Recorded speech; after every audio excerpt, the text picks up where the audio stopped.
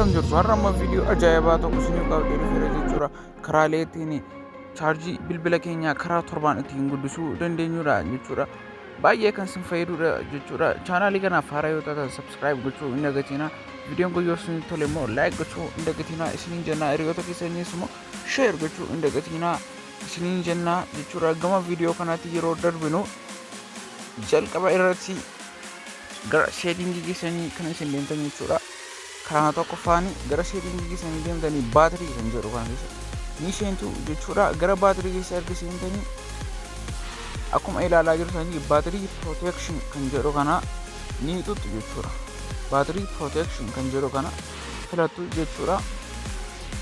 Baatirii protection kan jedhu kana akkuma argitan koo ofii ta'ee jira on nan godha jechuudha. Beezikii yookiin maaksimamii isaa kan jedhu maaksimamii irratti gadi buttanii kilikii gootu jechuudha. Isee maaksimamii jettu kana irratti achumaanii hanga persentii ka'ee jira jechuudha. Persentii 80 yoo 90 irraa kaa'atan kana ariifira jechuudha. Kanas maanii yoo jettanii gaafa bilbila keessan chaarjii gootanii 90 irra ga'ee of dhaabaa jechuudha. Kanas illee faayidaan 90 irra ga'ee of dhaabuuf viidiyoo kana dhumarratti isinitti kan himudha jechuudha.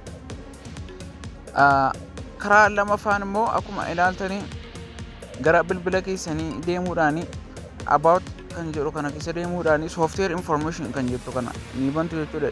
Build number kan jettu kana si'a torba itti buutu jechuudha. Si'a torba kilikii gootu jechuudha. Amma isiniif lakkaa'utu kunoo naaf lakkaa'ara. Sababa copyright yookiin viidiyoo yuutuubiin hin eeyyamne jechuudha. Ani develop option kana bane isinitti hin agarsiisu jechuudha. Isin akkuma ilaala develop option kan jedhu kana bantanii gara gadi deemuudhaan application background sana kan process godhanii hanga lama duwwaatti ni deeffatu jechuudha. Lama duwwaara ni kaatu jechuudha. Karaa sadaffaan immoo akkuma ilaaltan ammas gara settingii keessaniitti deemuudhaan karaa isin argachuu dandeessanidha jechuudha. Ammas gara settingii keessanii ni deemtu jechuudha. Egaa ammas baatirii kan jedhu kana keessa inni isin jechuudha. Baatirii kan jedhu qoosee achi oli scroll gochuudhaan appilikeeshinoota akkaataa gara meeshaatiin chaarjii keessan isin jala guyyaa guyyaatti fixaa jiranii arguu ni dandeessu jechuudha. Fakkeenyaaf telegiraamiin akka tokko faaratu baay'ee fixaa jira. Explayeeriinis baay'ee fixaa kan jiru jechuudha. Google Play Service kan jiru kunis kan baay'ee fixaa jiruudhaan Instagraamiinis jechuudha. Akkuma ilaalaa jirtanii guyyaa guyyaadhaan isin kan kaleessaa immoo kun akkuma ilaalaa jirtanii Explayerii kan jedhu chaarjii gara 3% ni jalaa fixeera jechuudha. Telegiraamiin immoo 2.6 gara akkasii baay'ee kan warreen jalaa fixaa jiran jechuudha. Guyyaa guyyaadhaan ilaaluu dandeessu. Amma guyyaa sadaffaan immoo viidimeetiitu persentii baay'ee jalaa fixe gara 9 jalaa fixe. Yuutuubiin akkasuma ilaalaa yuutuubiin persentii 9 jalaa fixe. Appilikeeshinoota warra akkasii warra isin fayyadne warra immoo baakgiraawundii as jala ilaaltanii chaarjii isin jalaa fixaa jiranii irraa babballeessuudhaan yookiin immoo uninstall gochuudhaan chaarjii dandeettii bilbilii chaarjii keessan qabachuu kanaanis dabaluu ni dandeessuun isin jala. Egaa tiikii gara afuriitti gaafa isin dabarsu karaa inni afuraffaan immoo ammas jechuudha. Inni immoo kun isin fayyadu wantoota fakkeenyaaf waan akka googilii, instaagiraamii, meseenjarii appilikeeshinoota akkasii waa fudhachuudhaaf isin gargaaran kana utuu bantanii dhiisuu baatanii baay'ee ariifii gaariidha jechuudha. Fakkeenyaaf akka googilii keessa turanii isinitti agarsiisa. Googilii keessa deemuudhaan egaa googiliin kun gaafa banamee taa'u sababa waan garaagaraa of risiivdii gochuudhaaf banamee taa'uuf kanaaf jechuudha. Sababa onii ta'ee jiruu fi baay'ee kan chaarjii jalaa fixudha jechuudha. Akkasuma meseenjeriin kunis chaarjii baay'ee kan fixu immoo meseenjerii jechuudha. Bantanii akka hin dhiisne isiniin jira. Egaa meseenjeriin warra akka Instagiraamii faas akka babbantanii fakkeenyaaf warra akka Wi-Fi faa asirratti argaman kanas akka bantanii hin dhiifne jechuudha. Fakkeenyaaf Wi-Fi wanti garaagaraa immoo sababa yeroo hundaa sarchii godhuu fi baay'ee isin jiraafta jechuudha. Bluetoothiin sababa sarchii godhuu fi hotspootiin akkasuma keessumaa lookeeshinii kan jedhamu sababa iddoo argaman keessanii kana yeroo hundaa isin barbaaduuf jechuudha. Baay'ee kan isin jalaaf ture jechuudha. Keessumaa lookeeshinii cufuu hin dagatinaan isin jira. Sababa GPS ta'eeruu fi moobaayil hotspootiin keessanii kunis Wi-Fi bilbila keessanii gara alaatti yeroo hundaa sababa baasuu fi baay'ee kan isin jalaaf tura jechuudha. Daataa cufuu hin daganneen isin jira. Warra akka bluetoothiin location Wi-Fi kan jedhamu hotspot kan jedhamu warra akka waa sarchii gochuudhaaf iddoo argama keessanii kana barbaaduudhaaf isin gargaaran qofaan isin jira jechuudha. Egaa karaa inni biroon immoo ammas gara seetingii keessanii kan isin deemtanii jechuudha. Seetingii keessan gara jedhu barbaadanii ni bantu jechuudha. Al tokko seetingii kana keessaa baatirii kan jedhu sana ni bantu jechuudha. Seetingii baatirii kan jedhu ni bantu jechuudha. Egaa yeroo bilbila keessanii fayyadamne power saving kan jedhu kanarra kaa'uu hin dagatinaa isin jira. Gaafa bilbila keessanii fayyadamne qofa dandeettii chaarjii keessanii dabaluu kan isin ittiin dandeessanidha jechuudha.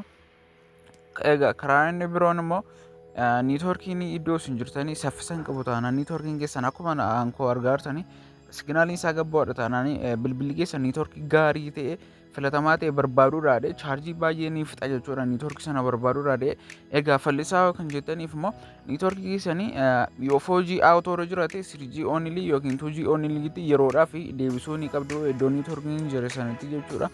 Yeroodhaaf only waan jedhu qofarra kaa'uu ni dandeessu jechuudha.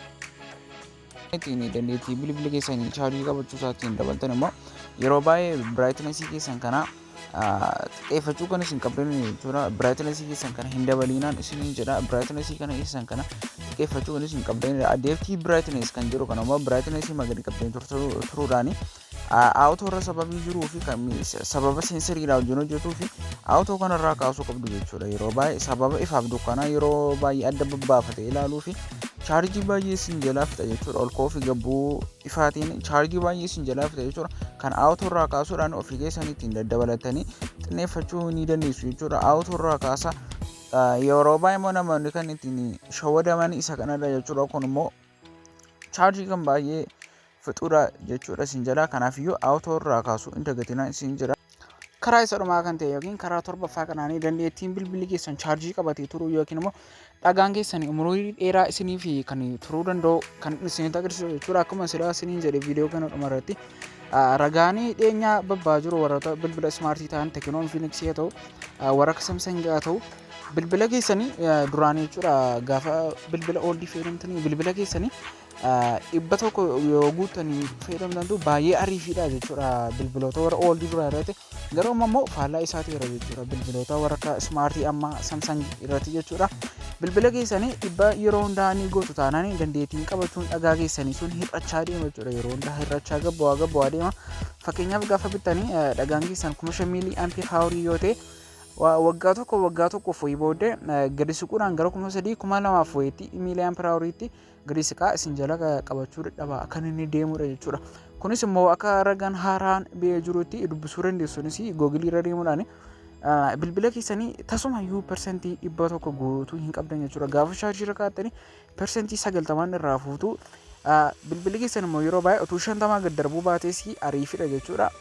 Kanis kan isin gochuu dandeessanii seetingii keessa deemuudhaan baatirii kan jedhu sana ni barbaadu yookiin immoo sarchii gootu jechuudha. Aayikonii gubbaarra sarchii erga gootanii baatirii kan jedhu sana erga bantanii baatirii protection kan jedhu kana ni bantu jechuudha. Baatirii protection erga bantanii maaksimamii kan jedhu kanatti beezikii irraa maaksimamii kan jedhutti fidanii 80, 85, 90, 95 jedhee jira. Isin 90 irra kaa'atu jechuudha. Kana jechuun bilbilli keessan gaafa chaarjii fudhatee raatu 90 gaafa ga'u automaatikaalii ofiisaatiin of dhaaba jechuudha. Fudhachuu dhaaba jechuudha. Kana jechuun dandeettiin dhagaan keessan qabachuullee ni dabalaa deema. 5,000 gaafa ta'u gaafa bittanii 5,000 miilii ampirii yoo ta'e akka ragaan haaraan jedhe sun ibsutti sanarra daddabaluu danda'a jechuudha. 5,000 wayii gara 6,000 guddachuu danda'a jechuudha dandeettiin dhagaan keessan qabachuun. Egaa viidiyoon keenya irraa kana fakkaata. Waan nu daawwattaniif guddaa galatoomaa. Thanks for watching. Egaa like subscribe gochuu hin dagatinaa isiniin jedhama. Viidiyoo biraatti wal agarruutti. Bye bye.